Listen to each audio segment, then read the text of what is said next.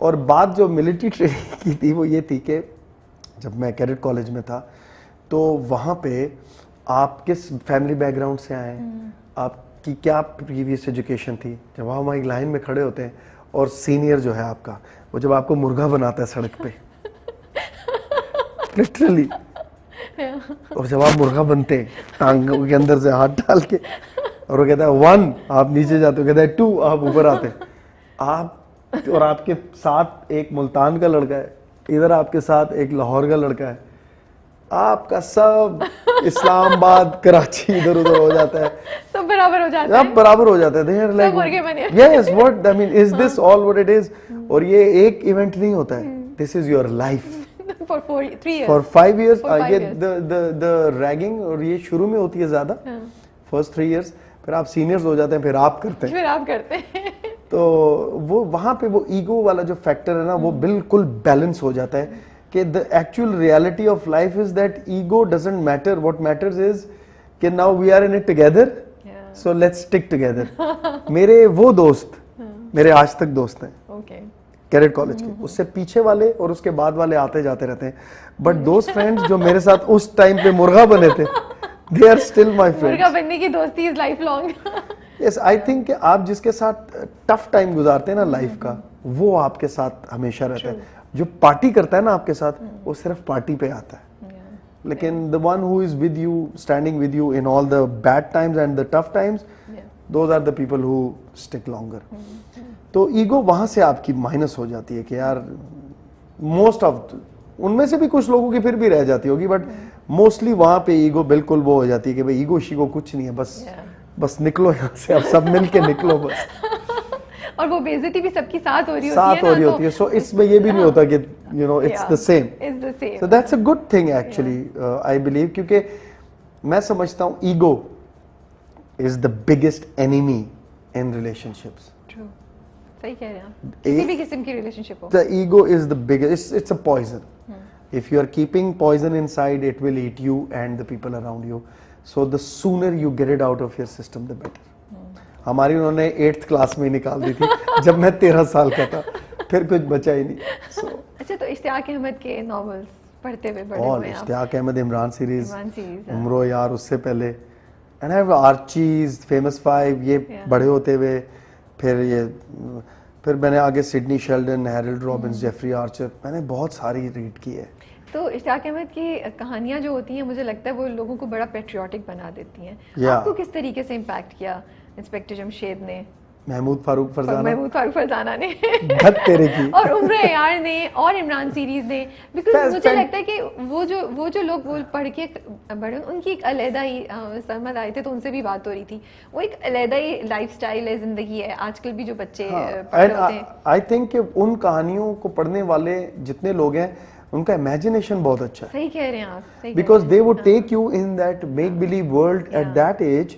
तो वो एक सबकॉन्शियसली उन्होंने एक सीड आपका प्लांट कर दिया यहाँ पे, तो फिर आपकी, तो I think all creative people ने कहीं ना कहीं इस तरह का लिटरेचर जरूर पढ़ा है जो इमेजिनेशन से रिलेटेड। और इश्तियाक अहमद की तो मुझे लगता है ना कि वो पाकिस्तान की कहानी होती थी, पाकिस्तान के लोग कुछ कर रहे होते थे, तो वो जैसे मेरे भतीजे पढ़ते हैं, तो आई कैन टोटली सी कि वो कितने एक्साइटेड होते हैं, उनसे वो किताब रखी नहीं जा रही होती है। नहीं वो awesome, उनका एक स्पेशल एडिशन बुक आता था, मोटे वाला। Yes, I no.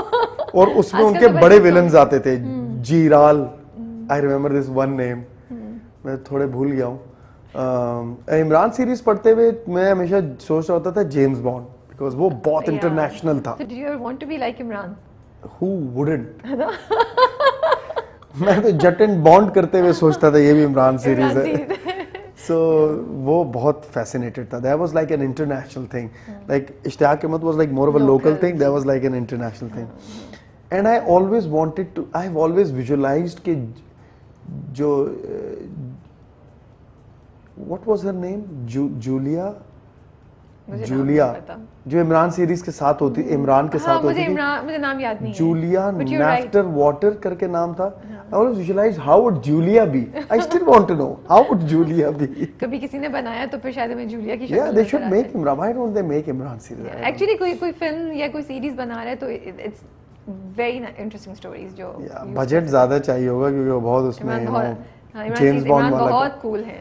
बहुत कूल है। नाम कूल नहीं लग रहा इमरान उनका भी, but Imran series. It was Ali Imran, MALLBHD Oxton. Oh my goodness, आपको तो याद भी है। The degree as well. Wow. अच्छा, कर्ली हेयर कंट्रोवर्सी जो हुई थी आपके भी कुछ अर्से पहले एक ड्रामे की, आप एक्सपेक्ट कर रहे थे ये होगा?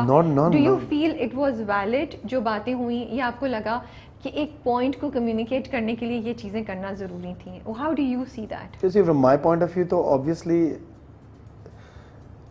अब वो ये इशू बड़ा नया और अजीब सा था कि किसी के बालों को लेके भी आप इतना बड़ा इशू बना सकते हैं। But then again, if the point was of making that project is if there is a girl who is suffering from this issue, at least we should do something for हर।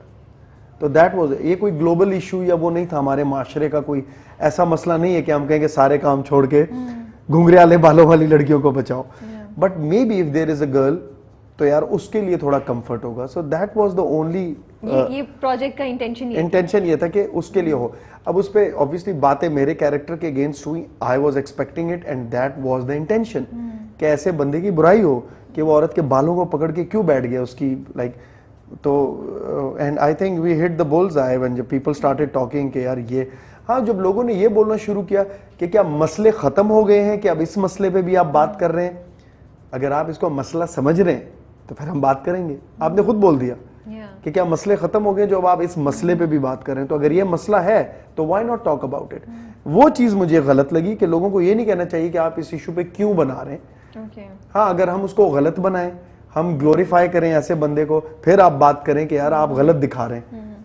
लेकिन हमने तो टोटली ये दिखाया कि वो लड़की ठीक थी, ये लड़का गलत था, और ultimately she wins, he loses. तो दैट वाज लेकिन कभी-कभी ऐसे इश्यूज को हाईलाइट करने में कभी-कभी वो जो थिन लाइन होती है उसको क्रॉस हो जाती है और सेंसिटिविटीज थोड़ी सी ज़्यादा अफेक्ट हो जाती हैं, या फिर उसका जो हैंडलिंग होती है इशू की वो थोड़ी सी नहीं सही तरीके से होती है। आपको लगा जो इतना नॉइज क्रिएट हुआ उसमें कहीं ये भी एक रीज़न हो गया था कि लोगों ने कहीं समझा कि शायद लाइन कहीं क्रॉस हो गई है, या लोग समझ नहीं सके जो आप लोग करना चाहते थे? ऑब्वियसली मैं समझता हूँ जिन्होंने इस बात पे शोर मचाया कि क्यों बनाया, वो समझ ही नहीं सके कि हमने क्यों बनाया। अगर वो समझ जाए कि वो एक लड़की जो सफ़र कर रही है, हमने उसके लिए बनाया है कि यार आप परेशान ना हो, यू आर राइट, तो वो शोर ही नहीं करेंगे। तो वो नहीं समझ सके वो मोटिव। उन्होंने सिर्फ ये देखा है घुंघराले बालों वाले के पीछे पड़ गए, ये पागल है, इनके पास और कोई काम ही नहीं है। सो वो चीज को आप अगर अगेन, आपको वो कहानी याद होगी, वो जो बंदा खोते को लेके जा रहा था, उसके ऊपर सामान रखा हुआ था, एक ने कहा सामान उठा ले, एक ने कहा ये कर ले, एंड में उसने कंधे पे गधा चढ़ा लिया, उसी को लात मार के भाग। उसने कहा आप सबको खुश नहीं कर सकते। सो हमारा काम का भी ये है कि आप एड्रेस करेंगे प्रॉब्लम को, उस प्रॉब्लम को लेके हर कोई अपना ओपिनियन देगा, सब खुश नहीं होंगे, लेकिन आपने अपना काम करना है उन लोगों के लिए, यू नो, जिनको आप वो कर रहे हैं। सो that was the intention. Times of despair काफ़ी थे ज़िंदगी में, हाउ डिड यू हैंडल? कोई एक किस्सा, कोई एक टाइम शेयर कर सकते हैं फॉर ऑल दोस पीपल जो इस वक्त किसी हार्डशिप से गुजर रहे हैं या इस रास्ते पे हैं एक्टिंग के और उनको मुश्किल फेस करनी पड़ रही है, तो उनको आप हौसला दे सकें या बता सकें कि हाँ ऐसा होता है। मैं आपकी पर्सनल लाइफ हो, आपकी प्रोफेशनल लाइफ हो, जैसे मैं 2 बार ये काम छोड़ने लगा था। I think was 2013। फिर बीच में 1-2 ऐसे आए टाइम जब मैं बहुत कम ऐसा हुआ है कि मैं अपने किसी फेलियर को लेके या कोई काम मेरा नहीं हो सका उसको लेके मैं अफेक्ट हुआ हूँ। तो एक बार ऐसा हुआ, एक फिल्म प्रोजेक्ट था, एक मैं रिसेंट आपको मिसाल देता हूँ, वो मेरे दिल के बहुत करीब था, लेकिन मैं उसकी डिटेल नहीं बताऊंगा कि उसमें कुछ लोग इन्वॉल्व हैं। सो तो मुझे लगता था कि मैं वो फिल्म तो मैं नहीं करनी है, वो मेरी है, ठीक है, तो मैं शुरू से उसमें इन्वॉल्व था। लेकिन जब वो मुझे नहीं मिली तो मैं रोया। और ये ज़िंदगी में मेरे 1-2 बार ऐसा हुआ है कि मैं काम की वजह से मैं रो पड़ा हूँ। तो मैं फिर शिकवा घर आके, मेरी वाइफ ने भी देखा, उसने भी मुझे काम डाउन किया। आई लिटरली क्राइड कि यार how can this not happen for me. मेरी नीयत इतनी साफ, मैंने सब कुछ किया, फिर मैंने क्यों नहीं किया है काम। तो मैं इतना डिसहार्ट हुआ कि आप आंसू निकल आते आपके अंदर। आई वाज लाइक, तो मैं शिकवा भी करता था कि अल्लाह मेरे साथ क्यों, मतलब मुझे आप बताएं मैंने कहाँ ऐसा गलत किया। तो और मैं ये नहीं जानता था कि उस टाइम पे he is smiling from there and saying कि तुम्हें नहीं पता कि मैं तुम्हें इसके बदले में क्या देने वाला हूँ। ओके, माशाल्लाह। And while I was crying for that project and then this project happened, घबराना नहीं है। और इस प्रोजेक्ट से मुझे अल्लाह ने इतनी इज्जत और इतना प्यार दिया, मेरे वहमो गुमान में भी नहीं था।